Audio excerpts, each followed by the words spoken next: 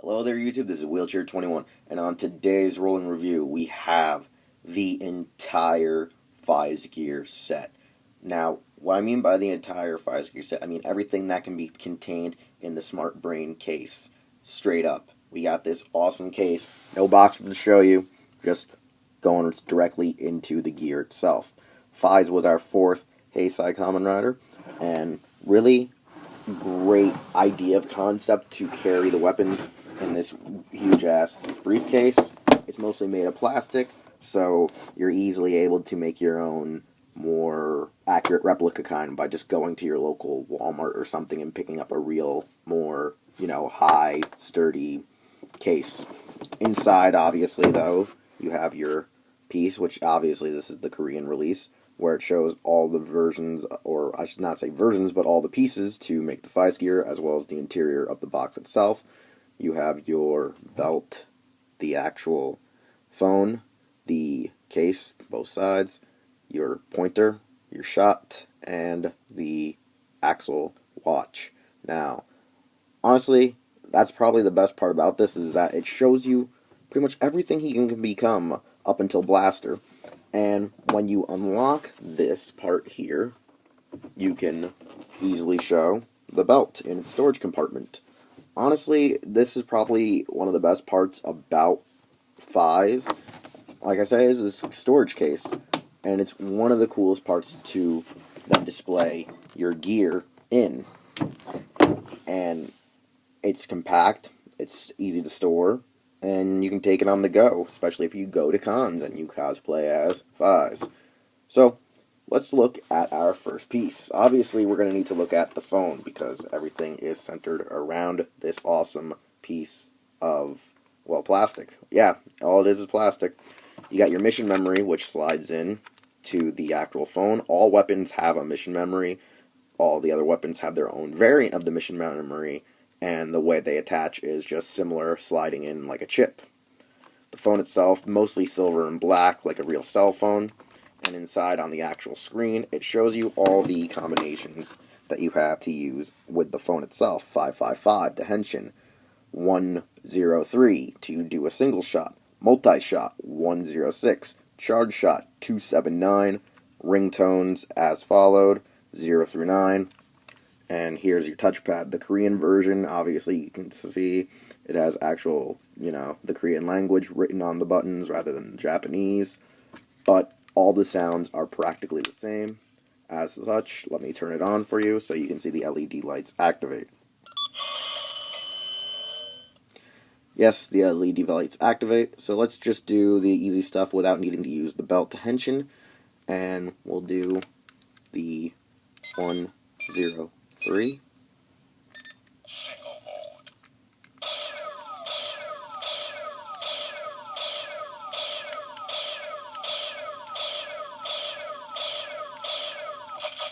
Now, you can fire this off about 10 to 12 times before you get the out of bullets. So, when you want to refresh, all you gotta do is simply do another code, hit enter, and now you have burst mode. And let's quickly go to 279.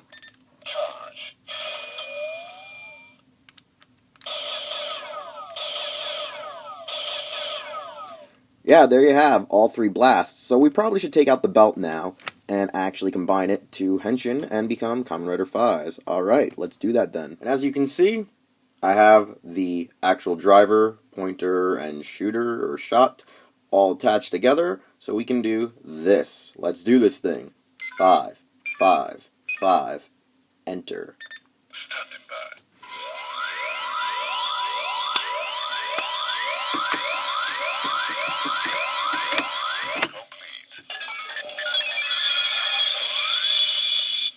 And now that we have Henshined, well, we probably should talk about our weapons and accessories that come with the Faiz Gear, or which can be stored in the actual case itself.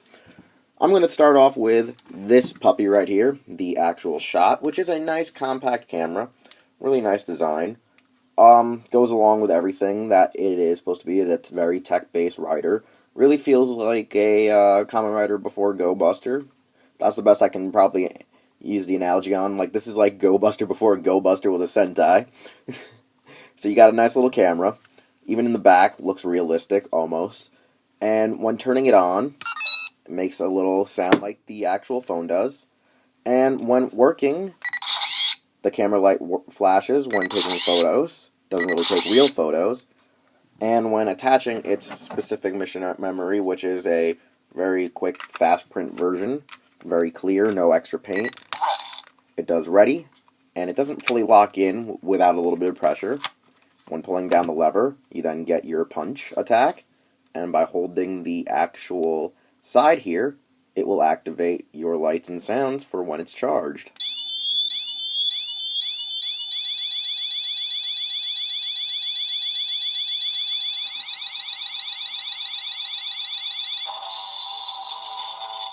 And that's all the shot actually does, is make a charge and then a weird vapor sound or vaporizing sound when it actually activates or takes photos. So it only has two simple basic features, but they're very nice, very kind of cute and adorable in their own right. Not so cool, but you know, something that he'd use in the show. The next up we have is the pointer, where I don't have the leg attachment on me. I don't need the leg attachment. I'm wheelchair 21. I don't use my legs. So we're going to talk about what the pointer does itself, and I just got to find the on switch. Alright, the on switch is actually where you put in your mission memory, and all it does is make a sound as usual. Lights up at the front. I'm holding in the wrong area. You can use it like a flashlight. It stays on for quite a while, actually. Stays on for about maybe a good 20 seconds before it goes out. And it can attach to your actual Faiz phone by pulling this little cool cod piece apart, plugging it into the gun when it's in gun form, and locking it in place. The way it attaches is simple. It's one of the swivel joints that are like on the belt, and it would attach similar to this. Honestly, really simple. I can understand why it wasn't used in the show, though, because of how it attaches. You actually have to pull the little piece apart, but in the show, I'm guessing it would be an automatic clip-on rather than a remove and replace to add it as a scope. When equipping it with its own mission memory, it actually doesn't do much more. It goes ready. You press it. It flashes repeatedly and can cause seizures, so yeah. And then makes a sound. I'll do it one more time. We'll look from the side.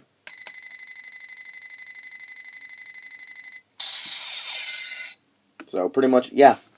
Flashes, makes a sound, boom. Your Orphanoch is dead. Honestly, the accessories are lackluster. Cool when they're combined with the belt. Cool when they're used in the show. But as toys, they're just pretty damn basic and lackluster.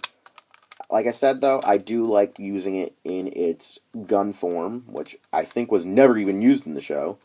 So that's probably the highlight of the pointer for me, especially since, you know, it's a leg piece weapon and I can't use my legs. Now, the last piece of this collection is the Faiz Axel Watch, which honestly is one of the rarest pieces in the collection next to the case itself.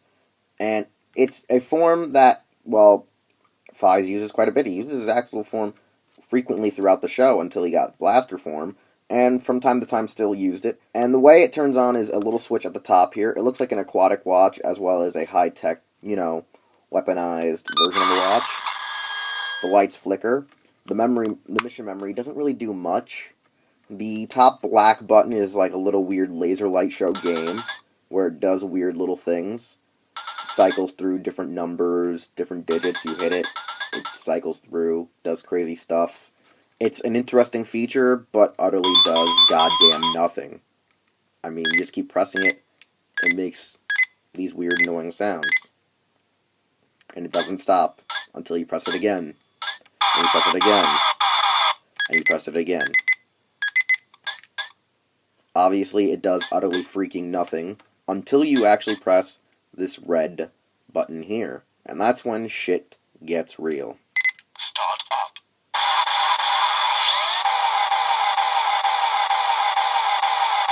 As you see, the countdown begins. 3, 2, 1.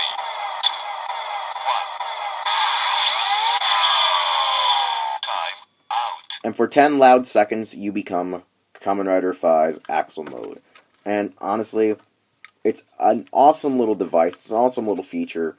And it's a lot of money just for this goddamn thing. Because I heard it was, well, a short printed weapon. Even in the Korean version, where it was mass produced for the toy line, it was still kind of hard to get your hands on. So, yeah, when you get your hands on a Faiz watch, this is an instant $150 you got. Whereas the case is like another $250.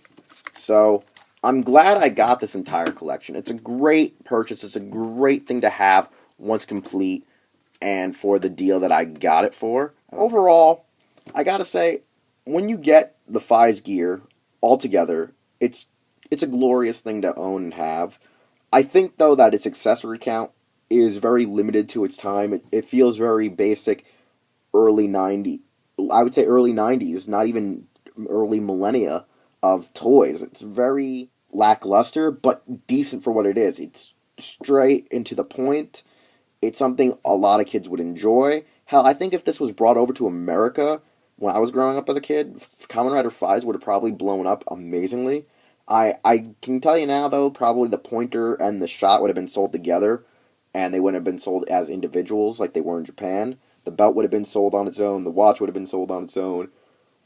But I think that selling them separately is one reason why Americans couldn't really get into certain gimmicks toys until now, because Bandai is able to do that with Power Rangers. And I think that's why also Kamen Rider couldn't get brought over, also due to the fact it failed as Saban's Mass Rider. Overall, Faiz Gear is popular. It's one thing that's always in demand, even though there's not really much of it to supply. I mean, this is almost a, almost 12-year-old series now. And it's really still good for what it is, even as of today. The complete selection isn't really worth it, but a lot of people already know that. Where can you find this? Well, you either have to go on eBay, Yahoo Japan Auctions, or middlemen. Or, if you're actually visiting Hong Kong, you might have a chance to get a good percentage of these items for a good steal in the Hong Kong market. The only difference is usually the box art, and the sounds are usually either higher or lower in pitch. But that's not really a big freaking deal. Now, if there were voices and sounds omitted from the actual devices, then you got a freaking problem. Nevertheless, I'm Wheelchair21, and this review obviously shows you that the Faiz Gear is great, and it's able to, well, have a long-lasting effect and longevity and usage, and being able to be played with for kids, collectors, adults, whatever you want to say. However, you're gonna spend a pretty penny to get all of these. Anyways, you can see this review here on my channel, over at herotaku.com, and any other place I decide to post it at. So, we'll see you next time with more rolling reviews, duels, DVDs, card game shenanigans, and, well, whatever the hell I can pull out of my ass for another video.